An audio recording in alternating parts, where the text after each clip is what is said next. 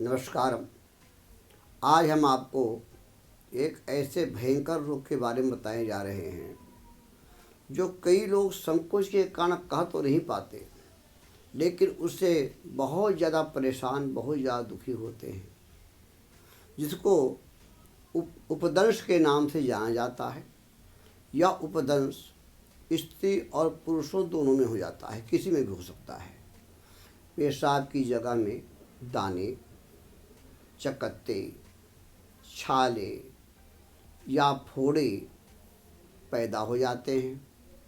बहुत ही ज़्यादा जलन पड़ती है। कोई भी ट्यूब ला करके अगर आप लगाते हैं, कुछ आराम सा लगेगा, एक दिन न लगाओ फिर बढ़ जाएगा। कई बार तो ये आराम आने के बाद भी 5-5, 6-6 साल बाद भी बढ़ जाता है। वो भी सेकंड स्टेज में होता है और धीरे धीरे वो लाइलाज बनता जाता है और यहाँ तक होता है कि पुरुषों की इंद्रियां गल के गिर भी जाती हैं, मात्र अंडकोश ही बाकी रह जाते हैं। इस भयंकर रोग का नाम है उपदंश। इसलिए बुद्धिमानी यही होता है कि रोग के प्रारंभ होते ही उसका इलाज कर लेना चाहिए। ऐसे तो इस उपदंश के अनेकों लक्षण होते हैं, कारण भी कई होते हैं, लेकिन लोग जो बातें कहते हैं गलत संसर्ग से, ऐसी बात नहीं, उससे तो होता ही होता है, लेकिन इसके अनेकों कारण हैं। कॉमन बाथरूम में चले गए, छींटा पड़ गया, उससे भी आता है। निश्चित एक कारण नहीं है, लेकिन लोगों में प्रसिद्ध है कि हाँ भाई गलत संपर्क से होता है। और जिसको यह रोग हो जाता है उसके शरीर में एक नहीं अनेकों प्रकार के उपद्रव प्रारंभ हो जाते हैं, जैसे कि शरीर में दर्द रहना, गांठ में दर्द रहना, शरीर में चकत्ते चकत्ते हो जाना, लेट्रिन की जगह में थोड़ा सा गांठ हो जाना। बवासीर अलग चीज़ है, थोड़ा सा हट करके आगे पीछे गांठ हो जाना, उस गांठ में कोई दर्द वर्द होता नहीं। इस प्रकार से भूख नहीं लगना, खाना हजम नहीं होना, नींद नहीं आना, कमजोरी सी लगना, चक्कर आना, बहुत सारे प्रॉब्लम्स पैदा हो जाते हैं। लेकिन उस स्थिति में हम अन्य रोगों का इलाज तो कराते हैं, लेकिन उपदंश को हम ध्यान नहीं देते। परिणाम ये होता है कि एक समय ऐसा आता है कि ये लाइलाज हो जाता है। अगर किसी को इस प्रकार के लक्षण दिखाई देते हैं तो पहले आप अपने घरेलू इलाज को कर लीजिए, वो ज़्यादा अच्छा रहेगा। लेकिन ध्यान रखना, इस इलाज को भी लंबे समय तक करिए। और आराम आना एक अलग चीज़ है, कंप्लीट ठीक होना दूसरी चीज़ है। आप नीम के पत्ते को ले लीजिए, अगर सूखा नीम का पत्ता है तो उसका चूर्ण कर लीजिए। 1 तोला नीम के पत्ते का चूर्ण, आधा तोला चुभ चीनी, दोनों को पीस करके 1 गिलास पानी में मिक्स कर लीजिए और उसमें 2 चम्मच शहद डाल करके आप उस रोगी को पिला दीजिए। इस प्रकार से पिलाने पर आपको उपदंश में बड़ा लाभ होगा। यह जो मात्रा हमने बताया है यह एक समय का हुआ। इसी प्रकार से सुबह और शाम दोनों समय दीजिए। और उपदंश के किसी भी दवा में खटाई, तली हुई चीज़ें और नमक तो भूल करके भी नहीं देना है। अगर आप मिर्च भी तो बिल्कुल नहीं देना है, नमक अगर लेना ही है तो सेंधा नमक ले सकते हैं। इसी प्रकार से दूसरी एक बड़ी सस्ती दवाई है, घर घर में मिल जाएगा आपको, आसपास की दुकान में ही।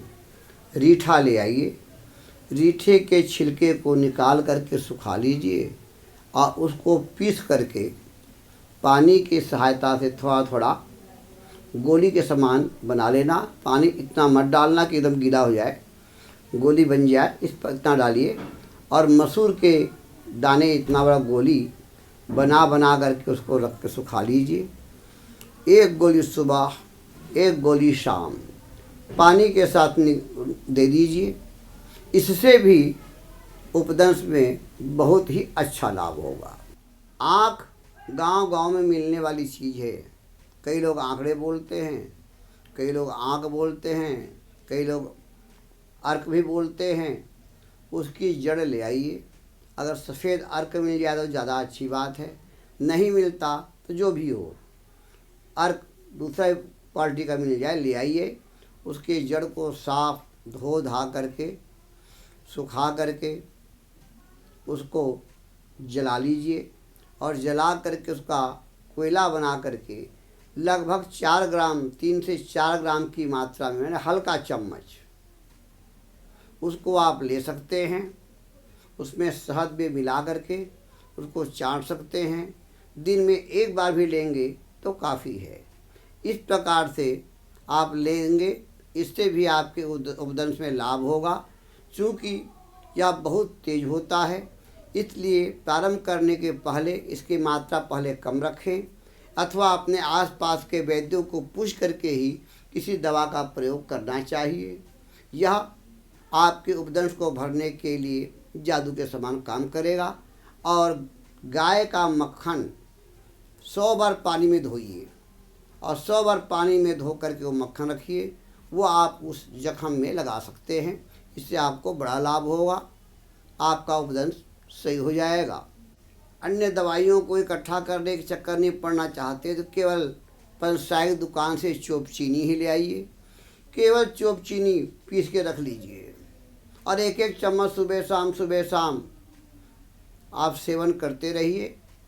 शहद में मिला के चाटिए, ऊपर से दूध भी पिला सकते हैं। इस प्रकार सेवन करते रहने से आपको उपदंश से छुटकारा मिल जाएगा। लेकिन इतना बात समझ लीजिए कि आपके रोगों का सही तरीके से जानकारी होना चाहिए। किसी वैद्य से सलाह ले लेंगे फिर आप दवा चलाएंगे तो ज़्यादा उचित होगा।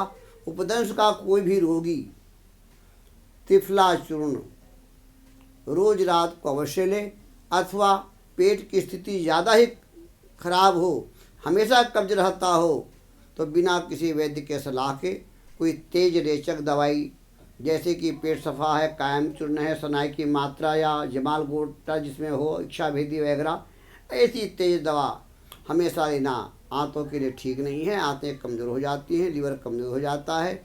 इसलिए अपने वैद्यों से सलाह लेकर के आप दवा कर सकते हैं। अगर कोई जानकारी आपको पूछना है, जानना चाहते हैं या अन्य बीमारियों के बारे में, तो आप हमारे गुरु आयुर्वेद से संपर्क कर सकते हैं। जय हिंद।